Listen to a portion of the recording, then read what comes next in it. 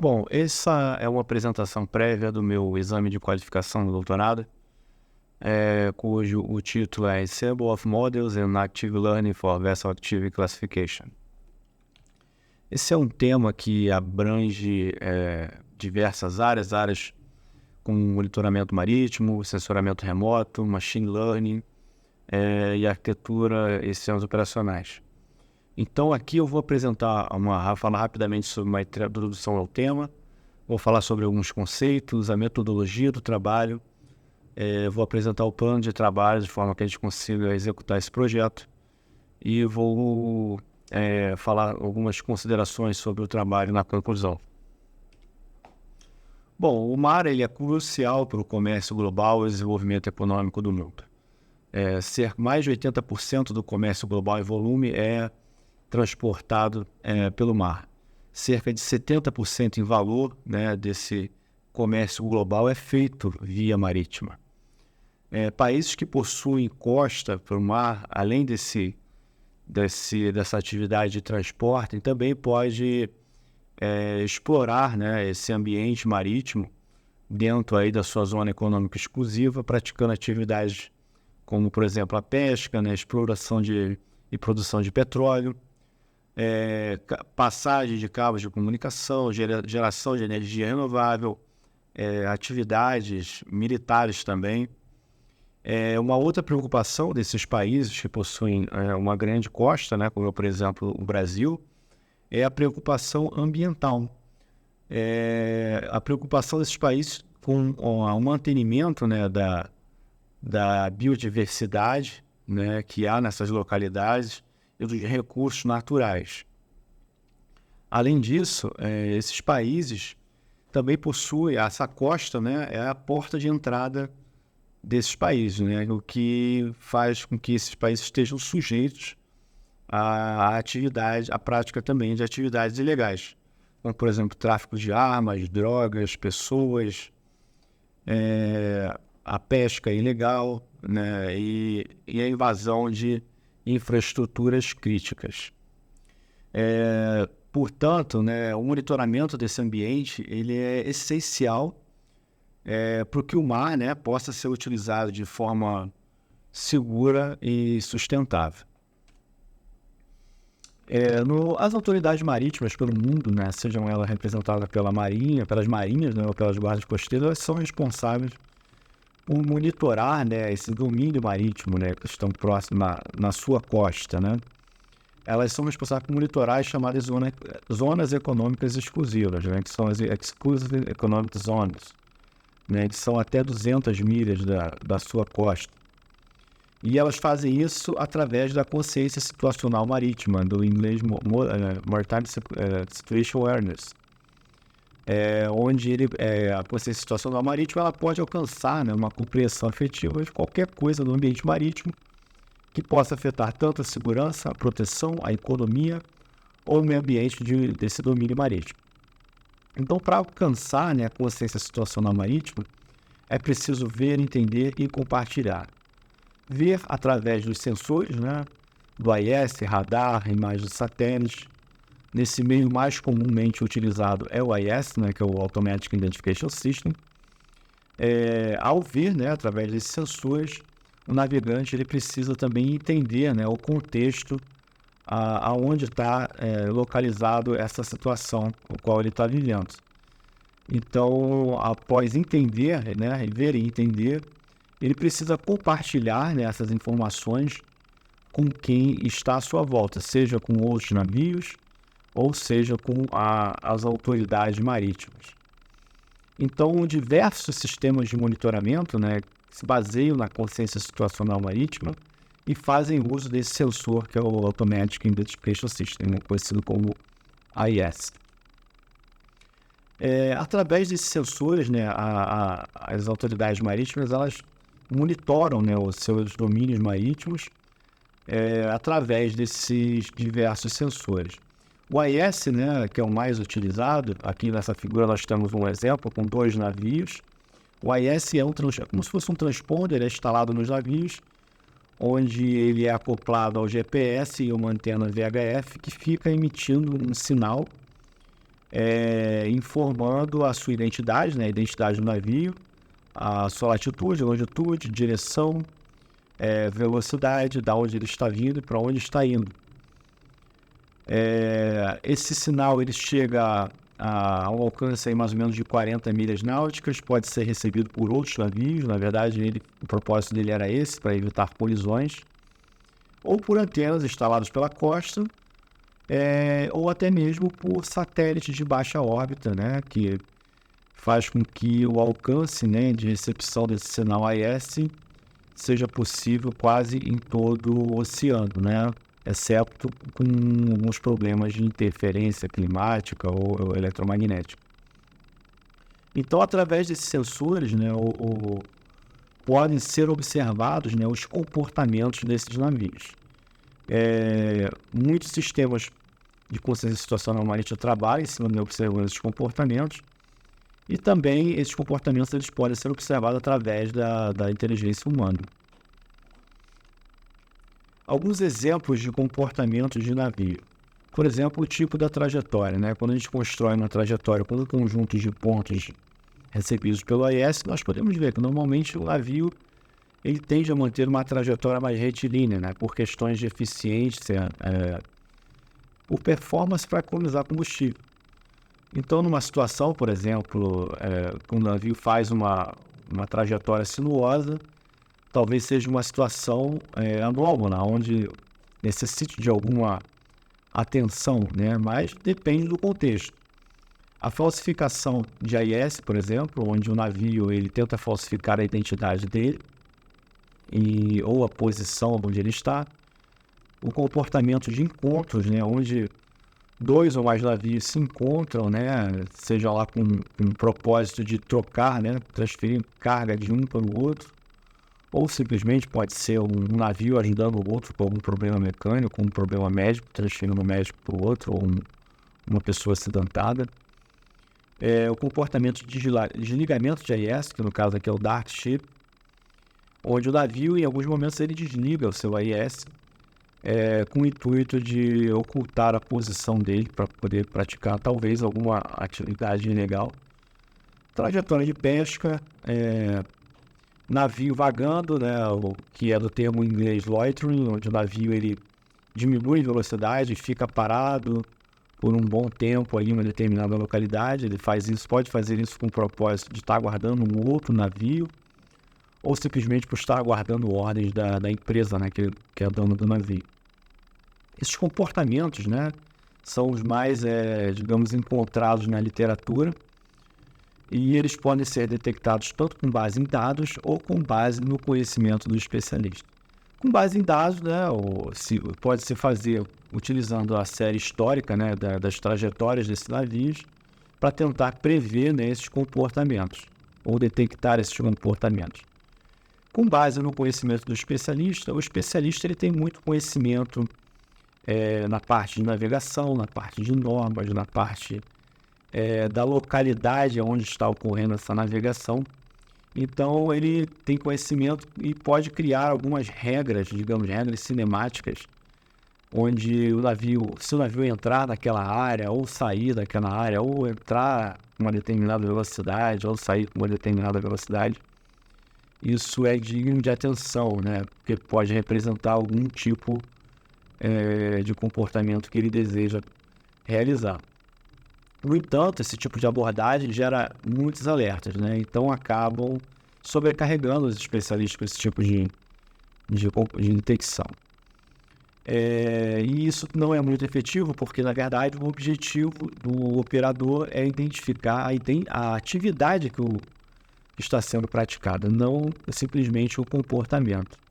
Então, alguns exemplos de atividades que precisam ser detectadas: a pesca ilegal, tráfico de drogas, armas, pessoas, invasão de infraestruturas críticas, né, como plataformas de petróleo ou portos, né, exploração de área ambiental e etc.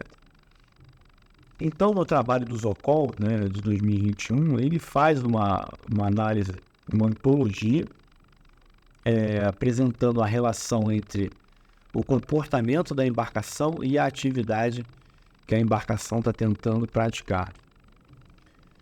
O comportamento da embarcação é detectável através de sensores, né? Então, os comportamentos fazem parte da atividade da embarcação. Já a atividade, né, ela faz parte da vontade humana. O navio em si ele não pratica um crime, né? Ele é utilizado para praticar um crime. O comandante do navio, a tripulação, ela quer utilizar o navio para um propósito, para praticar uma atividade. Então, essa atividade ela é composta por um conjunto de comportamentos. Aqui nesse exemplo, né, nós temos alguns comportamentos. Aqui, por exemplo, temos um comportamento de encontro, né, onde 2 ou mais navios se encontram em uma determinada localidade. Esse mesmo navio pode também apresentar um comportamento de trajetória de pesca. Aqui nesse caso também esse navio ele apresentou um comportamento de dark shipping. Em alguns momentos ele desligou o AIS com o intuito de se ocultar. E aqui temos um quarto comportamento, esse que foi criado por um especialista, né, onde ele determinou algumas zonas. Se o navio entrar nessas zonas ou sair ou entrar nessa área com uma determinada velocidade, isso deve ser alertado. Então, quando nós combinamos esses modelos, né, nós podemos então inferir que esse navio pode estar praticando uma atividade de pesca ilegal. Então, todo o nosso trabalho ele vai se basear nessa combinação. Nós vamos tentar combinar comportamentos de forma a inferir atividades que esse navio possa estar praticando. Então, as lacunas dessa área, né, os gaps dessa área, a maioria dos trabalhos na literatura tentaram detectar esses comportamentos de navegação e não a atividade que a embarcação está realizando. Então, somente a maioria dos trabalhos que se encontram são detectando comportamentos e não fazem muito juízo de valor da parte da atividade em si, porque a detecção da atividade precisa de um contexto em volta dela para poder se determinar realmente a atividade que o navio está tentando se praticar. O trabalho do Chu, por exemplo, ele conclui que modelos baseados somente em dados faltam interpretabilidade. Um exemplo, se algum trabalho dele tenta detectar o comportamento de dark ship, né, que o navio ele desliga o AIS com uma intenção de praticar uma atividade ilegal, não necessariamente ele está praticando uma atividade ilegal, porque ele pode estar simplesmente navegando em uma região com mau tempo e está ocorrendo uma interferência ali que ele não consegue emitir o sinal. Então, é preciso entender o contexto em volta disso. E nisso, o especialista ele é muito importante nessa situação. Essas abordagens, né, também tem uma grande geração de quantidade de falsos alertas. Também a maioria dos trabalhos apresentam soluções offline, né, que simplesmente pegam um dataset, processam, né, criam um modelo específico para uma região e apresentam, né, a performance desse modelo de comportamento. No entanto, no cenário real, né, requer a detecção de anomalias seja em tempo real, de forma a diminuir o tempo de resposta das autoridades, né? Esse aqui está no trabalho do Wang desse ano. Há também a necessidade de integração, né, entre soluções de modelos baseados em dados e modelos baseados no especialista, né? Visto aqui, né, essa parte também do outro modelo do trabalho do Chu, falando da falta de interpretabilidade. Então, a detecção desses comportamentos, elas precisam estar inseridas dentro de um contexto do ambiente onde esse navio está navegando. Bom, então, o objetivo do nosso trabalho aqui, né, aproveitando esse gap, é demonstrar a viabilidade de classificar de forma online as atividades de embarcações com base em seus comportamentos, empregando uma abordagem de empilhamento de modelos em conjunto com a expertise do especialista no domínio em questão. Então, nosso objetivo principal é classificar a atividade que o navio está tentando realizar de uma forma online. Então, para isso aqui, agora eu vou apresentar a nossa metodologia. Então, para classificar a atividade da embarcação, nós iremos associar comportamentos, né, com atividade. Vamos utilizar modelos de detecção de comportamentos encontrados na literatura. Nós fizemos um trabalho, uma revisão bibliográfica dos principais comportamentos que são detectados na literatura, né, comportamentos de navegação dessas embarcações. Fizemos um trabalho com as principais soluções de detecção de comportamentos. Nós iremos também combinar esses modelos baseados em dados com os modelos baseados no especialista, porque isso também foi um gap apresentado na literatura. E vamos utilizar aí como solução o empilhamento de modelos, né, conhecido como stacking, que é um conceito aí de Ensemble Models. Ao criarmos, né, partimos para essa abordagem de empilhamento, nós teremos um problema que será a falta de rótulos, né, para essas atividades. No entanto, nós temos um especialista disponível e então uma solução que cabe muito bem é o aprendizado ativo. E para treinar todos esses modelos e também inferir de forma online, nós iremos utilizar então o Dataflow. Bom, então agora nós entramos aqui na parte do conceito de Ensemble Methods, que são abordagens, né, de aprendizado de máquina que combinam, né, a inferência de vários modelos individuais com o intuito de aumentar, né, a performance global, né, da combinação desses modelos. Esses modelos eles podem ser divididos tanto de forma homogênea ou heterogênea, ou paralela ou também sequencial. O ensemble homogêneo ele utiliza apenas um tipo de algoritmo de machine learning, né? E esses modelos ficam conhecidos como base learners, né? Aqui a gente tem um exemplo, né, na figura, onde a gente tem um dataset. Então esse dataset ele é dividido, ou então ele pode ser utilizado em sua integralidade, treinados por diferentes modelos, né, mas que podem ser homogêneo ou heterogêneo, e a saída da inferência desses modelos é combinada, né, de forma a gerar uma predição melhor do que se tivesse sido feito com apenas um algoritmo individualmente. O ensemble heterogêneo ele é composto por vários individual learners, né, que são gerados a partir de dados por diferentes algoritmos, né? Já o ensemble sequencial, ele combina vários modelos de aprendizado de máquina, como o próprio nome diz, de uma forma sequencial, né? Onde cada novo modelo ele ajusta os pesos com base nos erros dos classificadores anteriores. Normalmente ele utiliza essa estratégia de boosting, né?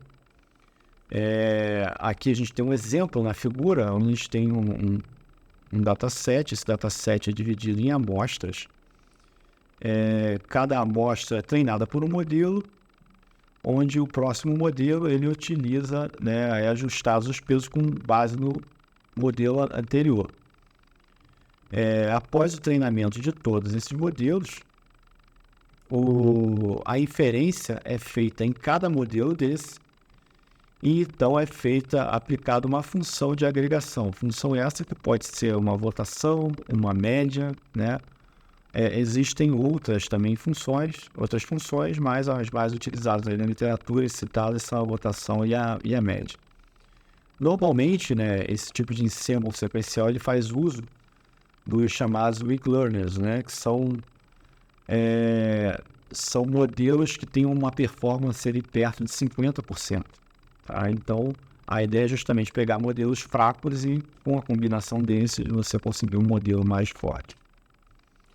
Já os ensembles paralelos, né, eles operam treinando os seus individual learners, né, de forma independente, né, justamente facilitando o paralelismo. Ele pode ser utilizado de forma homogênea ou de forma heterogênea, né? Ele tem um funcionamento similar aos algoritmos de Bagging e também do Randall Forest. Nesse exemplo aqui da figura, a gente tem um dataset que foi dividido em amostras. Cada amostra foi treinada por um modelo, sendo utilizado o mesmo algoritmo de aprendizado de máquina. E aí, no final, as inferências, né, são feitas por cada modelo desse, e no final é feita uma função de agregação, né, da mesma forma, podendo ser votação ou média. Nesse caso aqui, todos são o mesmo algoritmo por ser homogêneo. Já os ensembles paralelos heterogêneos, os algoritmos podem ser diferentes. Aqui no exemplo da figura, né, a gente tem o mesmo do anterior, o mesmo dataset, com a divisão do dataset, o treinamento dessas amostras, só que aqui a gente pode utilizar algoritmos de machine learning diferentes. E aí temos uma função de agregação. A diferença aqui é que, nesse caso, nós estamos lidando com os chamados strong learners, que são modelos que têm uma performance maior, né, do que os weak learners. E também existem duas formas de combinar, né, as inferências. Aqui, nesse caso, a gente tem um exemplo que é feito por agregação, mas também existe uma outra forma que é feita por um aprendizado, né, criando aí um meta-learner. Essa segunda forma, né, essa combinação por aprendizado também é conhecida como stacking.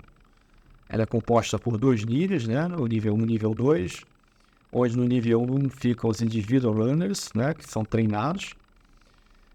Aqui a gente tem a figura, um exemplo, onde tem um dataset, onde a gente tem os individual learners, onde cada modelo é treinado aqui, né, por diferentes tipos de algoritmos de machine learning. E então as inferências são feitas e são encaminhadas aqui para o segundo nível, onde existe um meta-learner, que existe um algoritmo de machine learning, que nesse caso aqui é uma regressão logística,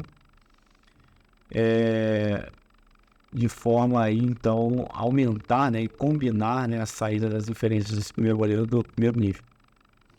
Essa solução aqui, ela se adequa muito bem ao nosso problema, né, onde no primeiro nível nós estamos utilizando a detecção dos comportamentos, então nós precisamos combinar esses comportamentos. Então no nível 2 nós utilizaremos aí um meta-learning para classificar essa atividade.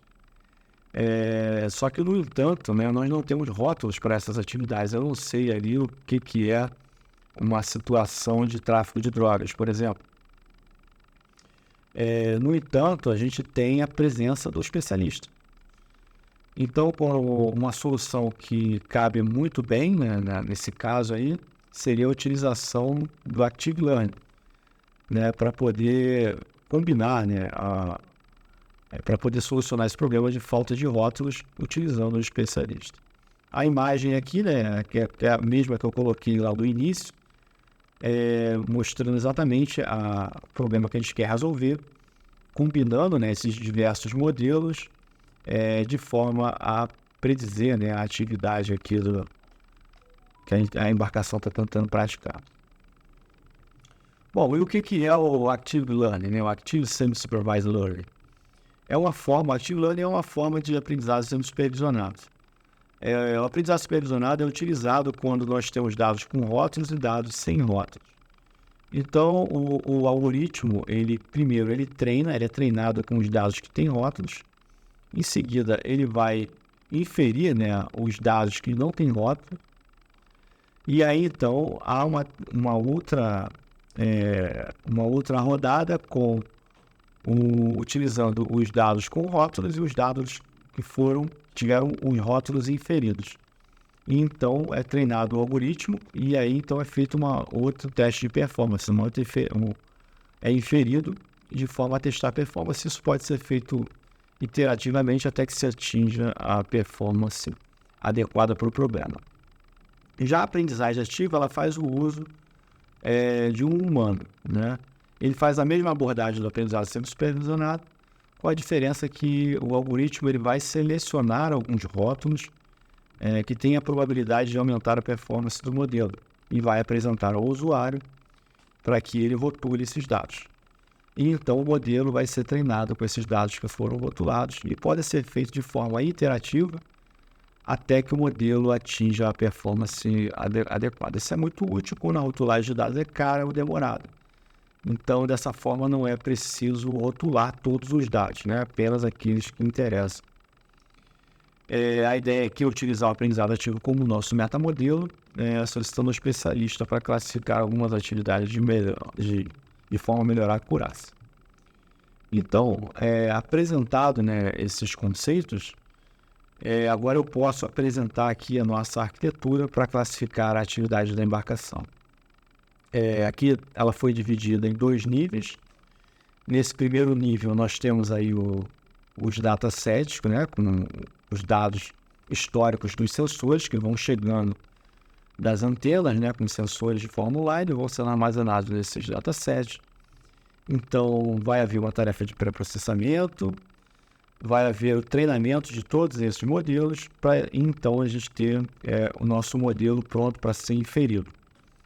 Com a chegada online dos dados de sensores, esses modelos vão inferir, né, esses dados, que aí passarão para o segundo nível. Onde nesse segundo nível nós também teremos aqui o processo de treinamento e o processo para inferir, né? No primeiro momento nós não teremos rótulos, né? Então nós precisamos de uma base de dados que será, digamos, partida a frio, né, com conhecimento do especialista. Ele vai rotular algumas situações de atividade, né, de forma que o modelo ele possa ser treinado, o nosso metamodelo, né, em um primeiro momento ele possa ser treinado para receber as inferências aqui do primeiro nível. Com essas inferências, aqui o modelo do segundo nível, o metamodelo, vai poder inferir, né, a atividade, e o especialista ele vai avaliar essa classificação do modelo, podendo aí corrigir ou ratificar a resposta do modelo, onde essa resposta vai ser armazenada nessa base de dados do especialista, que vai ser utilizada para atualizar o modelo.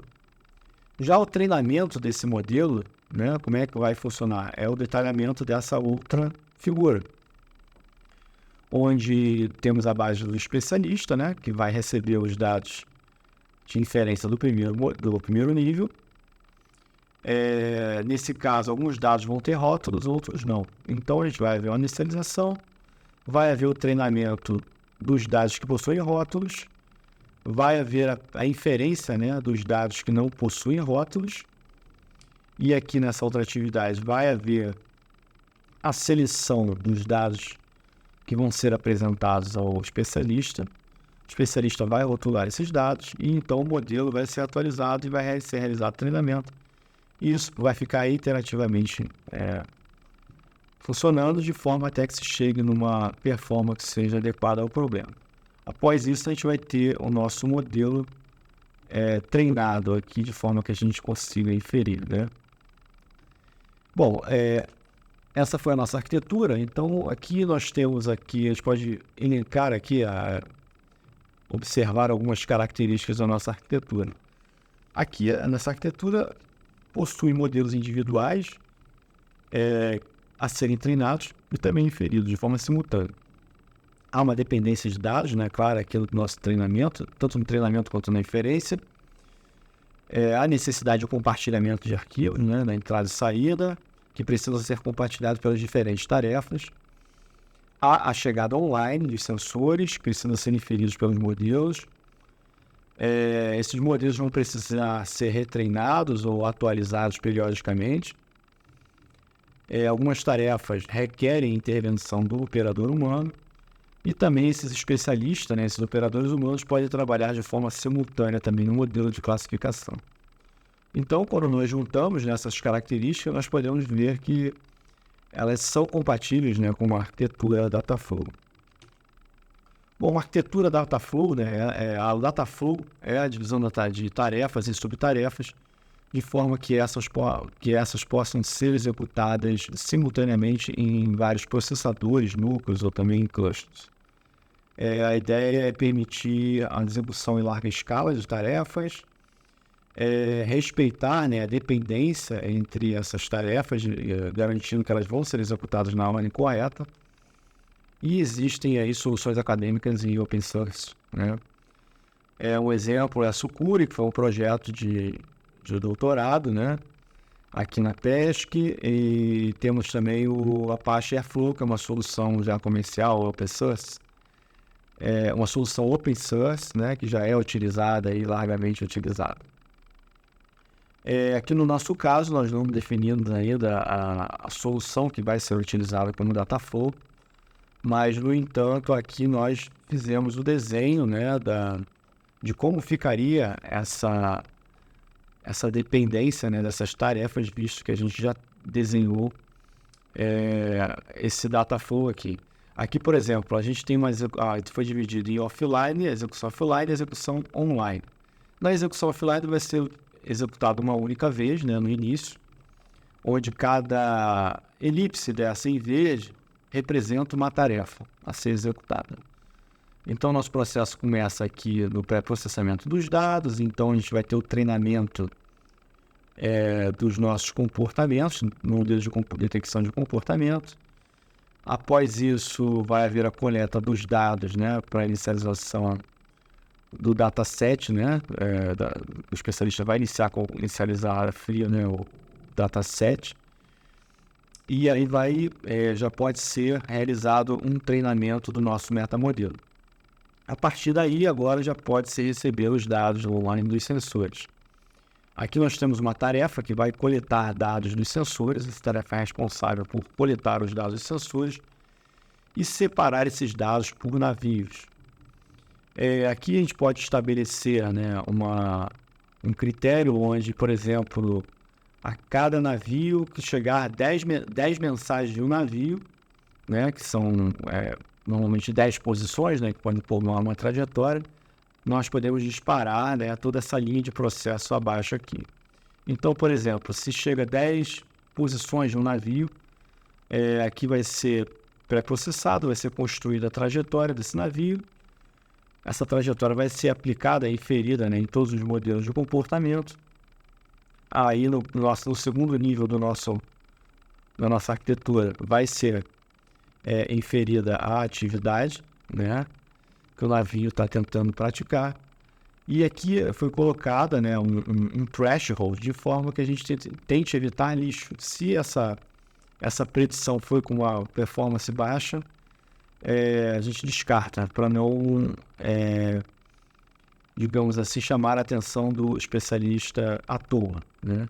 Caso for atingir esse threshold, o especialista vai ser alertado, então ele vai verificar esses comportamentos e vai classificar a atividade, vai ratificar ou vai corrigir, né, a atividade.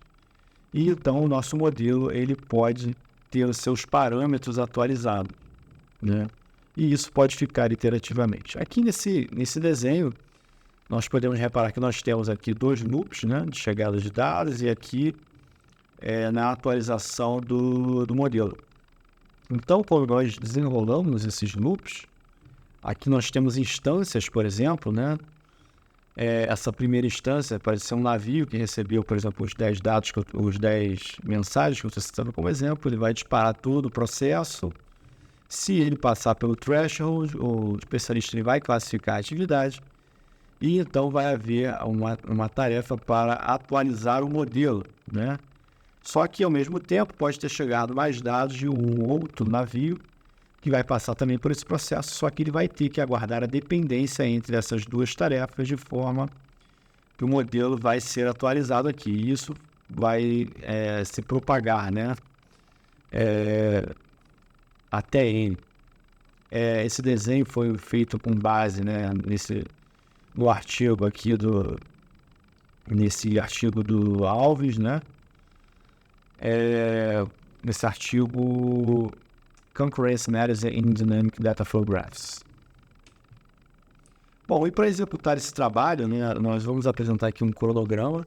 O meu prazo aqui é até abril de 2025. Então, para isso, a gente vai conduzir nessa pesquisa e estabelecer aí as soluções de comportamentos e detecção de comportamentos que serão efetivamente implementadas aqui no nosso projeto. Vamos investigar e estabelecer aí a arquitetura do nosso metamodelo também. Nós precisamos definir qual é que vai ser efetivamente implementada. Em paralelo, a gente tem que submeter o artigo 1 para o journal.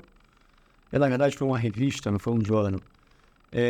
Nós fizemos um survey, né, de dos principais comportamentos, detecções de comportamentos que são apresentados na literatura, né, comportamentos de navegação. Fizemos um survey sobre isso, submetemos para uma revista, eles tiveram um critério mais elevado, digamos assim, para sugerir, fizeram um monte de sugestões e pediram para ressubmeter esse artigo. Era uma revista de fator de impacto 11, se eu não me engano. Eu tenho que refazer isso. A gente precisa investigar também e definir a nossa arquitetura de Active Learning, né? Como vai ser implementado isso. Precisamos aí consolidar, né, toda a arquitetura, juntar todas essas partes, né, comportamentos, com o primeiro nível da nossa arquitetura, com o segundo nível e toda as outras partes que serão implementadas. Precisamos realizar um planejamento dos experimentos e também preparar os datasets, que isso demandará um certo trabalho, porque em algumas situações a gente vai ter que simular os dados, porque a gente não tem, por exemplo, um dataset com uma atividade de tráfico de drogas, né? Tráfico de armas ou invasão de plataformas. Então a gente vai ter que simular algumas situações. Vamos ter que definir a arquitetura Dataflow. Vamos conduzir esses experimentos, vamos ter uma tarefa de refinamento, de forma que a gente consiga otimizar melhor, né, que o desenho do nosso Dataflow. A gente fez esse primeiro desenho, mas pode ser que a gente precise dar uma refinada nesse modelo. Escrever o quarto artigo, escrever a versão final da tese, para que lá em abril a gente consiga defender a tese. Bom, com relação a publicações, a gente teve, como eu falei aqui, teve um artigo recusado, né? Na I3 Agile Science and Remote Science Magazine. Mas a gente pediu para resubmeter, então tem que fazer as alterações sobre me submeter. Tivemos um artigo aceito no Congresso. Tem um outro artigo que eu submeti para um journal, agora tem cerca de um mês, está em revisão. E tem um outro artigo que está em confecção, que eu estou desenvolvendo aqui, a detecção de comportamento, né, de detecção de encontros, né, entre navios utilizando rede neural endpoint. Bom, e as principais conclusões aqui desse trabalho, né, que o nosso trabalho é uma solução de detecção baseada na atividade, não somente em comportamentos, como foi um gap mencionado na literatura. Nós estamos integrando soluções baseadas em dados, baseados no conhecimento, que também é um outro gap da literatura. A solução de detecção online, que também é um outro gap da literatura. A redução da quantidade de alertas ao operador e também tentar melhorar a acurácia com a combinação desses modelos. E também uma arquitetura, né, paralela, utilizando Dataflow para treinamento e a inferência desses dados, de forma que a gente consiga obter aí uma escalabilidade, de forma que futuramente a gente consiga também aumentar a quantidade de atividades que a gente consiga classificar e também aumentar a quantidade de comportamentos, de forma a melhorar a acurácia. Então, as principais expectativas desse trabalho ter a performance do metamodelo melhor do que os modelos individuais, diminuição da quantidade de intervenções dos operadores, que a nossa arquitetura seja escalável, como eu mencionei anteriormente, né? A gente consiga aumentar a quantidade de atividades e de comportamentos nessa arquitetura, e que essa performance seja aceitável, né, dessa arquitetura e ela funcione bem bem nessa arquitetura Dataflow. Bom, é isso. Agradeço a atenção e estou disponível aí às possíveis perguntas. Obrigado.